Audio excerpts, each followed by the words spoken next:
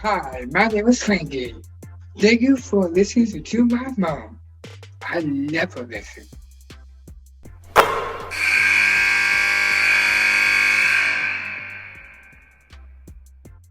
Mike Neighbors, man, you know what a big fan I am of the way you play. I love watching your team. Why don't more teams take on the offensive mindset that you know I have been preaching about for decades? And I just happen to love what you do. I don't know, but here's my suspicion. I got in this game a unique way, so I kind of had a no risk.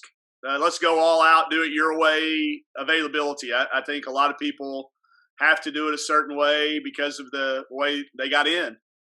I was kind of an outlier, so let's do it this way and believe in what you do. And what's the risk? I go back to coaching high school basketball. Okay, that's fine with me too. But I wanted to do it our way. I thought we had to be different. I knew there was, my first job was at Washington, and you look across the room, and there's Tara Vandiver with 1,000 wins, and I'm not going to outcoach her. And there's, Scott Rook, and there's Charlie Turner Thorne, and there's Corey Close, and there's all these people that I know I can't even begin to have experience with. So we got to do something a little different, and I think that's why we did it and stuck with it. And just I love the types of kids it brings us, and I love practice every day the way we play. You hit on a couple of buzzwords for me, so I'm going to start number one with unique. Okay. Unique way, and how you got into the game. I listened to you on a podcast this summer with Brendan Surr, who's a good friend of both of ours, with Yep. coaching you. And I learned a lot about you, Mike, about your background, how you got in it. Share with everyone how you got in it and the steps that you took to be able to put yourself in this position. Well, I was going to be a vet, and that was going to be my life calling, and I couldn't put down big animals. I thought you were supposed to save them all, so that was an eye-opening experience for me. And next thing you know, the fastest way to a job was to teach high school chemistry and biology and coach high school basketball. So that kind of found me. Uh, we go 1-24 that first year as a head coach, and you really start to doubt whether you should have not been a vet or not. But fell in love with the girls, fell in love with coaching in general, and started coaching high school basketball. And found out that I loved coaching. I didn't love teaching so much. I always felt like I was depriving those kids that were going to go on and be doctors and people that needed chemistry and biology. I didn't want one of them growing up and working on me. So I got out of, I wanted to be in college. I got to know Coach Blair on the golf course and begged him to hire me in some capacity. He never had really any job opening that worked out. And then I had a heart attack, that last year as a high school coach. I had a sudden heart attack out of the clear blue, a genetic defect that, made me decide, do whatever you got to do to get in. So that summer, Coach Blair had a director of ops job. This was back in the day when it was just kind of getting started. And I spent 2 years begging him for the job, and then he offered it to me, and I accepted, and he spent the next 2 hours trying to talk me out of it, telling me why I didn't really want to take a $58,000 pay cut. But I think he knew pretty quick it wasn't about the money for me ever. And with the heart attack and a young family, I just didn't feel right telling my daughter growing up, chase your dreams, and me not being the one doing it. So jumped in with Coach Blair, and he provided me every opportunity to grow. Then every step along the way, I made sure that I was working with good people. Started with Kathy Miller, and then back with Susie Gardner, and then Kevin McGuff. Surround yourself around, be close to greatness, and move to be willing to sacrifice and pick up a broom and be Gary Blair's Diet Coke guy. Eventually to be Kevin McGuff's, right hand. And then a job fall in your lap when the job opened for Kevin at Ohio State, and we had good things going at Washington. So that's the mini series version. We could expand that out, but that's kind of the mini series version of that. And the last thing was every move I ever made was so that I could be the head coach at Arkansas someday. That was my ultimate driving standard, and everything I did and every decision I made was based around that. The other word that you mentioned was outlier. Uh, I love that. I mean, I'm a fan of Malcolm Gladwell. I read The Outliers. I love that book. I think my job is about how and why things happen inside the game. But you're an outlier with your system. You know, you're very open about what you run. Everybody knows what you're doing. It's not a secret. But it's not about the plays. It's about the player. And you have created a system where it's fun to play in, and it's not like you're not playing defense. I mean, you are playing defense. It might not be up the line or on the line or full court pressure. It might be a little bit of a softer cover, but it works. It works for you. At least you're in every game. You've played in more close games this year than I think anyone has. I was just looking, you know, the reveal came out last night, and we played 9 games against the reveal. You know, we've played 9 games, and 3 of those have gone to the buzzer, and 3 other ones have been one possession games. So, yeah, you know, I think there's a couple of misnomers about it. People think we just fly it up the floor and shoot the first good shot we take, and it's all about threes. And, you know, we've been outshot from the 3-point line like half our games this year. You know, people that really get around us know that we like threes, but we love layups and free throws. We love those. We like threes, but we love the other ones. But you got back to it, you know, when you said it is all about the players. And, you know, it's why we try to do things there. We don't number players 1, 2, 3, 4, 5. We don't call them point guard, 2 guard. We use, you know, rackers, rabbits, dragons, and locks. And the reason we do that is because I want every recruit or every future player to go, what do you mean I'm a dragon? Because when I get that furrowed brow and that palms up moment, you know, we talk about palms up moments all the time. What do you mean? I got them. Because then I get to explain to them, this is what you do. Let me show you some video of Kelsey Plum. Let me show you some video of Chantel Osahar. Let me show you some video of Chelsea Dungy, Amber, you know, and then they get to see what they can do. And then we morph it into what we do. You know, I don't think there's really you know, we call it functionally fast because I hate turnovers, just despise, absolutely just drive me crazy. But, you know, there's not any, you couldn't really call it dribble drive. I don't think you could call it the system, although I've talked to Paul Westhead every summer since I got into this game, and I love talking to him. But I hope it is unique. I hope it's unique to us, you know, and that's to me what our players enjoy. They like to have an identity. And when you give them that, then it's really easy to coach to that. So I think I've shared with you my offensive incentive plan in the past. I want to just break it out right here because I want to get your take on it. Yep. So my offensive incentive plan is encouraging athletic directors to incentivize their coaches, because all coaches like to have an incentive. Yep. And the incentive is not an academic or an attendance related incentive. I think academically, you're supposed to be doing that. That's your job. You shouldn't get an incentive if your team finishes with all of a 3.0 GPA. That's crazy. Kids should be in college because they're trying to get their degree anyway. Yep. And the attendance thing is a byproduct of winning. And winning is a byproduct of the product and the style of play and what is entertaining to the fan. So here's what I propose to athletic directors. And I will admit there are a few ADs. I'm not going to say who they are right now because I don't want to disclose for those coaches.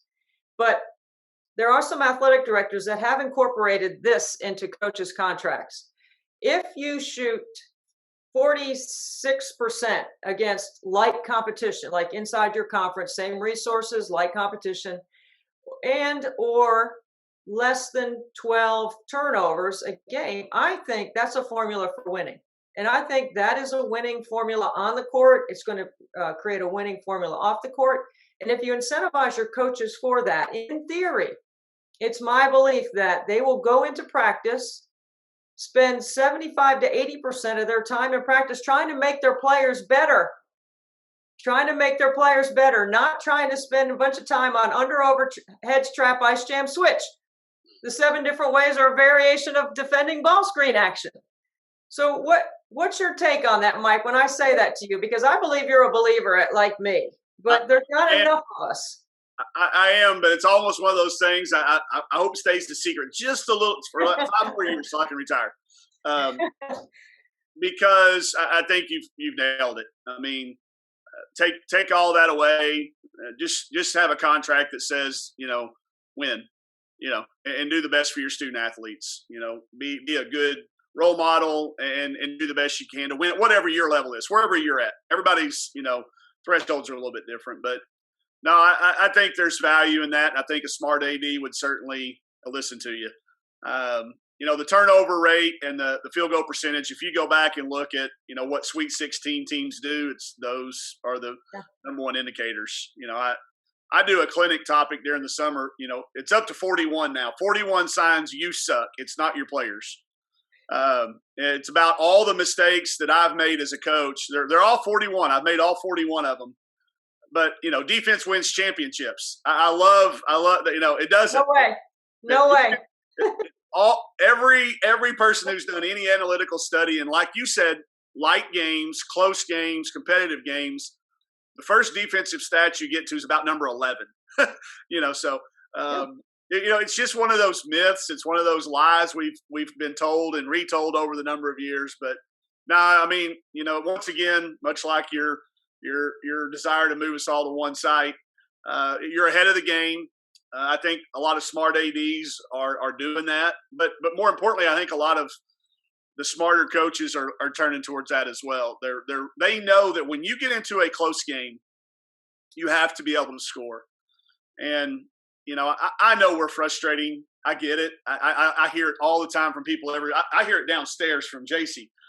I know we're frustrating that we can lose games that people think we shouldn't lose. I still don't know which one that is. Our worst loss this year is at Georgia, who's, by the way, like in the reveal, and we lost at the buzzer. So I know we can lose to people, but I also know we can't beat UConn and Baylor and those people unless we can score. You can't. If you go out there and try to play that way against those guys, you lose 100 out of 100 times. You play the way that we do. You emphasize offense. You recruit offensive players and try to teach them schemes and put them into positions defensively to be just good enough. And you got to have a great defensive coach. Todd Schaefer does our defense, and he does as good as he can do with a team of offensive players. There's not one kid out there that we really recruited to be a defensive stopper, yet he finds a way.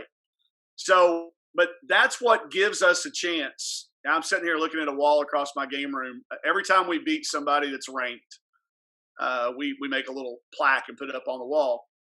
Those don't happen if we go out and try to play like everybody else. It's money ball without the stats.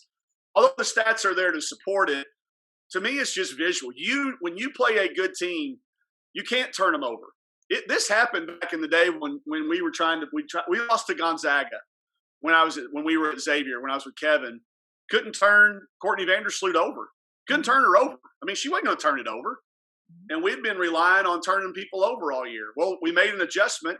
The next year, we didn't go for that. We really worked on our offense. And the next year, we played them in the Sweet 16. And we didn't turn her over, but we beat them. So I think there's, some analytics to back it up. But I think it just takes somebody really paying attention and watching to know you've got to be able to score to beat the best teams. UConn game. Let's take that for example. UConn they're so good, right? And part of why they're so good is not just because he has really good players. It's because of what he runs. Yep. Not a lot of teams run Chin and Princeton. They might have a piece of it here or there are set, but it is almost like a timing and a rhythm to what they do. And it's really hard to guard it if you don't understand it and can't teach it yourself on the offensive end. Yep. Why don't more teams look at trying to run the Chin and the Princeton offense so that you're better prepared when you come up against a team like UConn that you know is going to run it? Because I think Moffitt didn't really start beating him until she started running it, and she had players to do it. But she changed what she was doing because I think she recognized that if you're going to knock him off, you got to be able to understand what he runs, and you got to be able to guard it. And you have to score because he is going to score. You got to be able to score. Well, if you go back and you watch all of his lead-up press conferences, all he talked about was being able to outscore us. He didn't think they could. And that's two reasons we played that game. I already mentioned Coach Schaefer, Todd, my associate head coach.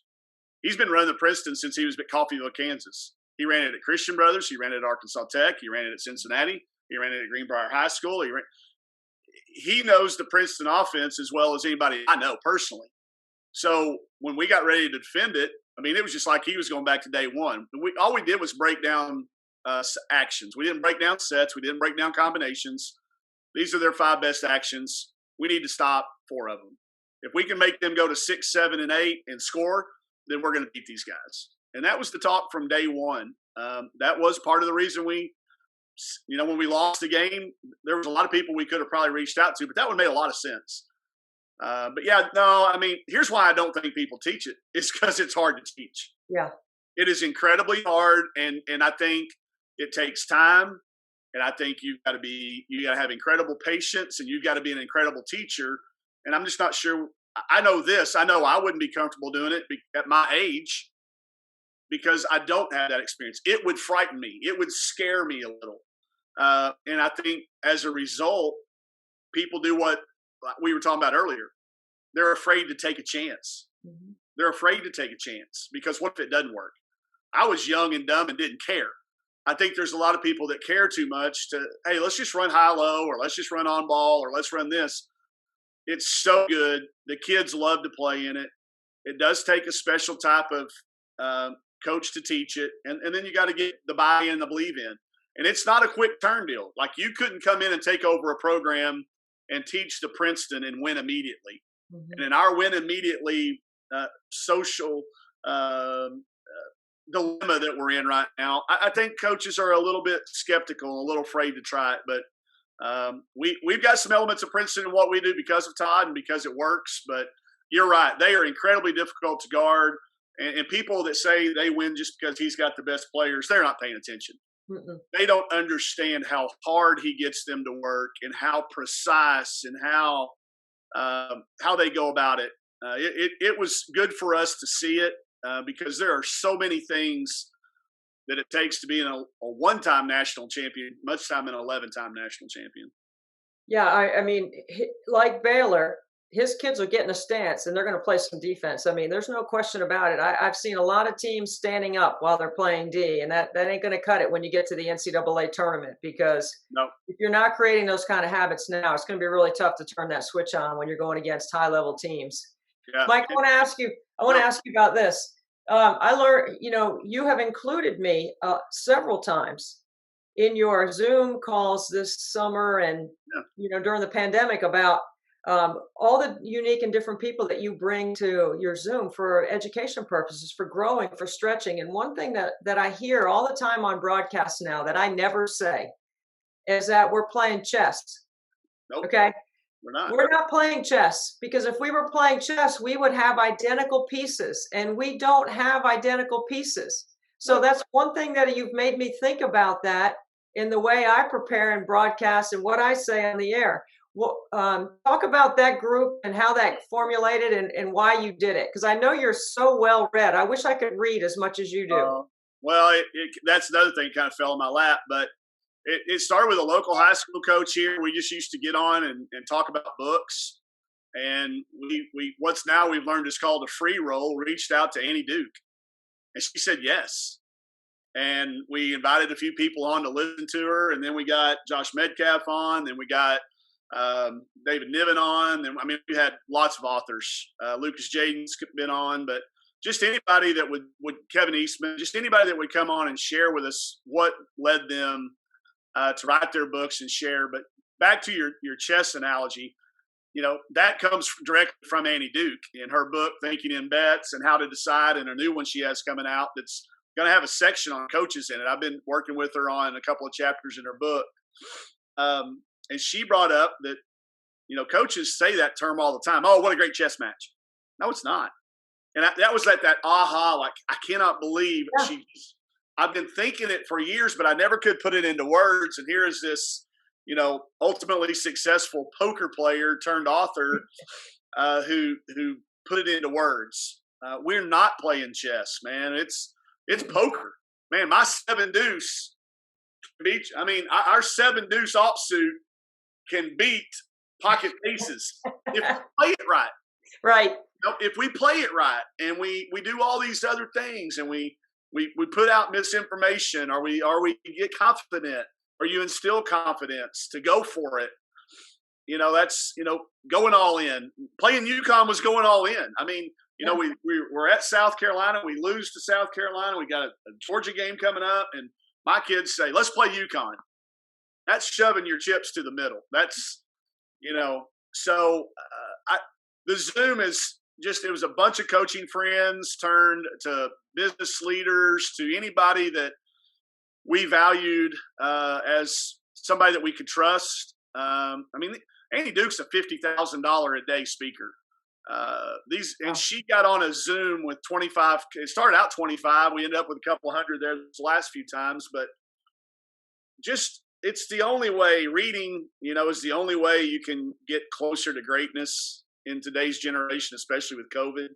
It's the only way you can really expand your knowledge base. At my age, I'm not going to make a whole lot of new friends. It's the way to collapse time frames. I can learn more things faster through books and podcasts and talking to people. And just, it's knowledge. I wish I would have started earlier. I wish I wouldn't have, waited till I was 35 to learn the value of reading. But it is definitely the number one thing I would say that's helped me find some rhythm to my life. There's no such thing as balance. All these people that are out chasing a work profession balance, get out of here, because you're not going to be great at either one of them. You got to find a rhythm for that. So that group is fun. We're going to keep it going, Debbie. That's not something COVID's going to change. We're going to keep those things going this summer, and I can't wait to announce the lineup that people we have lined up is crazy for this summer, just because of word of mouth. I can't wait. I mean, I enjoyed each time I got to share all those Zooms with you. So I'm so appreciative of being included. Mike, you're always working on a project. You always have a project. Like for me, besides her hoop stats, you're the next for me from an analytics standpoint. Like if I need something, I will ask you, what trend do you see here? What do you see there? What do you got? And I did mean to mention this before, the best field goal percentage in the history of our game is in 1985. Okay. Which, think about that. Yeah. That's not good. No, it's changed. And I've got some theories on why that is, but the athleticism has changed a little bit. I think the rules of the game a little bit, but no, I agree with you. I think that goes back to what we value and what we make important, like you were talking about earlier. But projects keep me going. I mean, that's what all the other stuff. I know it's kind of a routine. It's February. These things are hitting. I need to have something else in my life to keep me kind of, when I got a few extra minutes to spend. And this year's trying to figure out what the hell the net is. I am, they're not sharing the algorithm with us, which I can't figure out why that is the case. But I'm trying to take all the data they are putting out and do like I did in 9th grade algebra. Work that problem backwards, baby. I could always get the answer. I couldn't show my work. I was that show your work F, but I got the answers right. But I'd get an F because I could never show the work and she thought I was copying. But I'm just trying to work that algorithm backwards to try to figure out how in the heck some of these teams are so high and others are so low. Mm-hmm. I just, at this point in time, it's got me stumped, but I'm not going to stop until I figure it out. I agree with you, and for fear of getting in trouble, I have kept my opinions to myself about the reveal.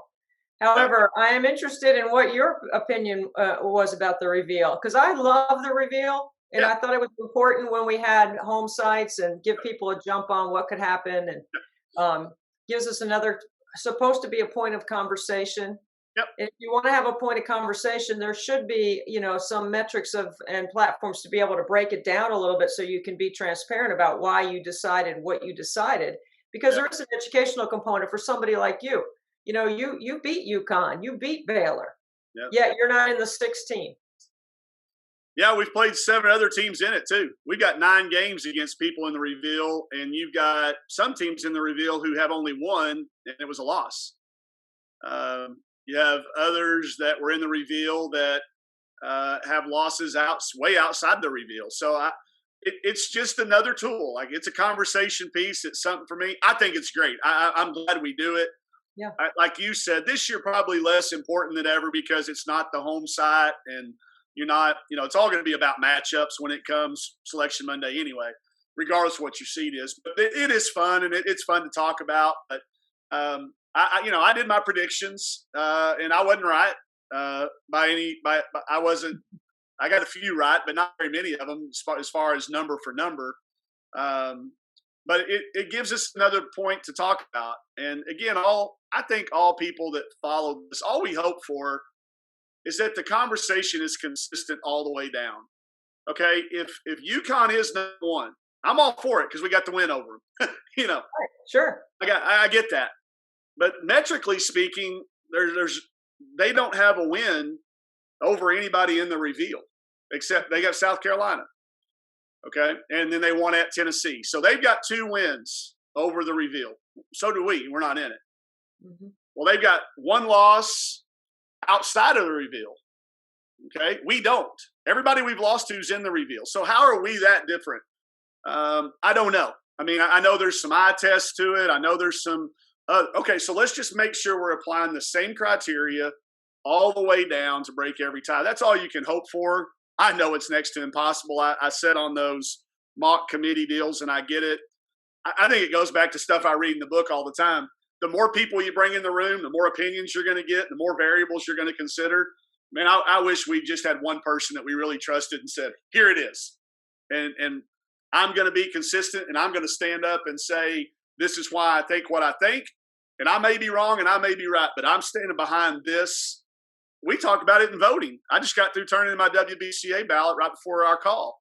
I've got a formula. I don't want my friends to see me in the halls at the convention and go, hey, man, why'd you drop us 3 spots after we lost it? Here's why. Because I've got an answer for you. Yeah, you lost to an unranked team on the road. You dropped 3 spots, at least. I have an answer too. Maybe more, maybe less, depending on what happens around you. But I'm going to have an answer for you. This goes back, Debbie, to something we talked about earlier. One of my signs that you suck as a coach is that when I was a high school coach, I used to have a rule. I'm not going to talk to you as a parent about playing time or shots. Well, that's the stupidest thing I could have ever done. That's the only thing they care about is playing times and who shoots it. And if I don't have an answer for that, then I suck. Mm-hmm. So I've got an answer. If you want to know why you're not playing for us, come in. I'm gonna tell you exactly. Now be ready for the meeting. Come prepared, because I'm going to tell you why. So I don't know. I guess that's where I get with all this, with the selection and stuff. I just hope we all get it right because these kids deserve it. The only reason I was resistant to the net is because we were making a change in the most tumultuous year of all of our lives. And now we've just introduced another variable that nobody, except for whoever wrote the algorithm for them, knows what the answer is. Mm-hmm. So I'm hopeful they'll share it with us in time. And if not, we'll crack the code and we'll share it for free on the internet. Well, the only thing we know is they did research different and evaluated what the men's net was. And somehow they made some change, but we're not really sure what change it was. I'm just happy about 2 things moving forward. And we are taking baby steps.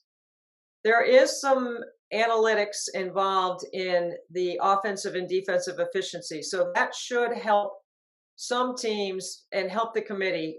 I agree. We're relying on a little bit of an eye test. And the second thing is we finally have an S curve. I mean, our game and our coaches deserve the S curve, not something based on geography. And those are the 2 things that I'm pleased about. Well, since we're talking, let's talk about this. When you get to the efficiency part, here's where I stumbled just a little bit. And there may be a way to mathematically account for it. You have to have the adjusted for schedule piece on there. Adjusted for schedule. Mm-hmm. Okay, men have it. There's a great blog. The men share what their algorithm is. It's out there. You can find it. And there's a little blip that says efficiencies adjusted for schedule. I'm afraid we don't have the adjusted for schedule part, because here's my red team. Here's my red team of this, Debbie. You know what? It's going to be hard to be efficient when you play 9 teams that were in the reveal. My efficiency is not going to be near as good as somebody whose schedule is lesser. Mhm. And there's going to be some teams that can play anybody in the reveal. There's a team currently in the net in the top 30 that has not played a game versus anybody in the top 50. They don't have a win over anybody in the top 100, but they're in the top 25 of the net. They have great efficiencies because they're winning games by an exorbitant amount of points. Here's the other part that I'm a little skittish about. I am now finding myself not subbing as much late in games. You feel like you got to blow somebody out? Not only that, but you've got to do it efficiently. I can't put my third team backup who needs to play in, because if we score, if we give up 6 possessions in a row to finish the game, my efficiency plummets. Yeah. Plummets. So now, are we really doing good for the game if I'm not willing to play my freshmen? And then you strip away 4 games that this year would have been bye games where I could have played those kids. Those kids haven't got any experience this year because I'm worried about every single possession. And again, I'm not even sure I'm right. All I'm doing is looking, going, how is this one team here above us in the net, the way they've gotten there, other than efficiency? So I better not sub. You know what else we did? For the first time in my coaching career the other day, the shot clock was off. We tried to score. And I felt terrible. Because I used to get mad at people that would run a play with the shot clock off and say, well, you know what? That goes down as an empty possession for us from now on. And if we do that in 25 games, that's 25 empty possessions. And if you're not telling me that could move us a couple of spots in the net, man, I don't know. I can make a case. Wow, that's very interesting. And as long as you add adjusted for schedule, then we're going to be okay. If you don't have that piece in there, which, again, I'm just speculating. Otherwise, I just can't figure out where how Coach Blair's team at Texas A&M is not a little bit higher in the net, playing the schedule with the wins they've played. And I know that the committee saw that and moved them to a 2-line. I've been voting them number 1 in the country for the last 2 weeks. I am one of the 2 coaches that are voting for Texas A&M number 1. And I feel 100% confident in doing it because we have played South Carolina. We have played Baylor. We have played UConn. We played A&M twice. I feel okay with that. We played Maryland. I feel okay telling everybody I'm one of the 2 people voting for Texas A&M number 1. But, that's what I want. I want open ballots. I want open votes on who voted for so-and-so for player of the year. Have a reason, stand up behind it. And not everybody's going to love you. That's fine, but at least be liked for what you believe in. I agree with you. I mean, you might not like my opinion or you might not agree with it, but at least you'll know why I did what I did. And I don't think we have enough of that transparency. I agree. Be researched. Don't talk about stuff you don't know about. When you put it out there, Mike, people do come after you. I mean, I put it out there on social media. I get all kinds of people coming at you from all different angles. And, you can't just respond to all of that on social media. You have to, look, we don't have enough platforms in our game. That unfortunately, we don't have enough places that we can discuss or have conversation. We don't have enough places to have the whole conversation that you just had about the net. It's really interesting. It's very interesting. So, death of basketball camps has hurt us a lot. Those days of coaches going and spending 5 days shacked up in a dorm room, making $125 a week, busting your butt from 7 in the morning till 7 at night, and then having the fellowship. Those days are gone because of insurance and all the other things going on, all the other distractions. And then just the small groups that sit in the bars and the lobbies at the Final Fours. We miss those. Yeah, those days are gone. Everybody's got we've got to get back to where we get more coaches together, more opinion drivers. Debbie, I remember the first time I met you, we were head to head in a damn trivia contest at the Final Four. And I pulled Jenny Doyle out and I think we beat you and Beth Owens and Patrick. What was Patrick's name? Patrick Auerbach. Oh God, unbelievable trivia guy. That was our full court pressure game when we would run the full court pressure at the Nike coaching party. We did that every year. That was so much fun. I created a game off of that, Mike. It's called full court pressure. I pulled Jenny Doyle out of my butt she was standing right in front of us when I got asked the question. And God, I miss Jenny so much. It was consecutive free throws. I think the number was 61. Yeah, right.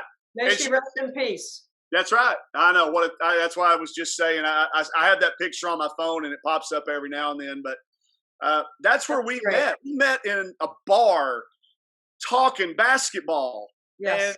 And it flowed over to the lobby, and then it flowed over to when you were doing some of our games, and I was an assistant coach, and you were nice to me.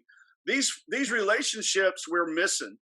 There's too many young coaches that are worried too much about their social media profile and not their real profile. And we were talking about Villa 7 a minute ago, and I know you were talking about Top Connect coming out. We need more things like that for young coaches to be in front of ADs and future ADs and people like you that share the game and love the game and get to know people. And again, listen, I know exactly what you're talking about. I've lost more friends since becoming a head coach than I've gained. It happens. When you go from being an assistant coach to head coach, your circle really, really shrinks. But there are so many people that we owe it to in this game to keep it growing. And I just hope we can get a way to do that after this COVID's over. Mike, the last thing I want to ask you is, as moms, we get asked this question all the time about balance. And I love the way you phrase the rhythm of your life. With Bowen in your life and what that little guy, he is all over social media. He is the cutest thing. I can't wait till COVID is over so I can get my hands on him. I know. He's even better in person. Because when you feel those rolls, just your fingers just sink into him. I'm a 100% boy mom. I mean, I admit it with my 3 guys. I mean, I just love that baby boy. I just want to put my hands on him and hold him, squeeze him and hug him. And as soon as it's over, we're going to find a way. And depending on how late it's over, he's going to have a sibling right there beside him. We got another one due in August. So wow, that's awesome. I know. How about that? But no, it's not balance. It's rhythm. You got this. And I'm a roller coaster guy. Listen, I get it. Yeah. I don't want to go to Six Flags and ride the merry-go-round or Kings Island. I want to ride but that having people in your life like that is what makes all the hard times and the 2-point losses and the buzzer beaters. That little guy doesn't know the difference, man. He does not know the difference when I get home, whether or not Jordan Nixon hits another buzzer beater against us or we beat UConn or Baylor. He doesn't know. He just knows I'm home. And I'm sitting here in his playroom right now, and I'm looking at all the blocks and flashcards and ping pong balls that we've been shooting. I don't know if you saw the one. We've been working on left hand and right hand, Debbie, already. We're getting those up. We don't know which one he's going to be, but you do. You've got to find rhythm, and you got to find people that are willing to go through it with you. It's not going to be balanced if you're going to be great at anything. And I just think people spend so much time trying to find this balance, they end up wasting time. Man, just find that rhythm and find people that can get into it with you. You don't have to be a great dancer to enjoy dancing. Just find somebody that's got the same rhythm you got. That's all. That's what you got to find with this too. That understand that get it, that treat you the same, win or lose. That's the type of players we recruit. I tell kids in our recruiting process, if when you step on the first step of that bus after every game, I'm not going to treat you any differently whether we won the game or lost the game, and you better not act different to me. If I put my 5 out, you better dab me up. If you blow by me because we lost, then we made a mistake. We've got to treat each other the same way, win or lose. Coaches the same way. Have that competitive respect for each other to keep this game growing. Or we're in danger. I mean, there's so many other things out there that people can put their attention toward and spend their money on. I just hope we keep having a product like you talked about earlier that's enjoyable. And I think we see it. I think the NBA guys coming around. I think the general public has now started to follow in there. You're always going to have your trolls out there. I get a kick out of those people that want to challenge Kelsey Plum to a 3-point shootout. bring that on, buddy. I got all kinds of money to put down on number 10 right here. I don't know how much you got, but I know how much I got, and I'm willing to bet it all. So I just think we ought to all stick together, and especially in our game. We sometimes get fractured even within our game. We got to all stick together. There's not enough of us to fight off all these idiots if we don't stick together. So I try to be behind every single person that's doing it for the good of our game, and hope someday that we can pass it on to other people. Mike, I can't wait till we can spend more time again talking on the podcast. You're awesome. I love what you do. You know, I'm a big fan of your style. I think it's so infectious, and it's so great for young people to watch what you're doing and seeing how important shooting and scoring is in our game. So thank you for everything. Absolutely. You do. Thanks for having me, Brian. Appreciate it, man. Good to see you too. And when this COVID's over, we're going to do one of those Zoom sessions live and in person up here in Fayetteville, Arkansas, and we'll have both of you. We'll find a way to get you up here from South Mississippi down there. Okay? We don't want to tell everybody where you're at. Yes, sir. All right. You got it. All right, Mike. Thank you so much. See y'all. I really appreciate it. Yeah. Enjoyed it.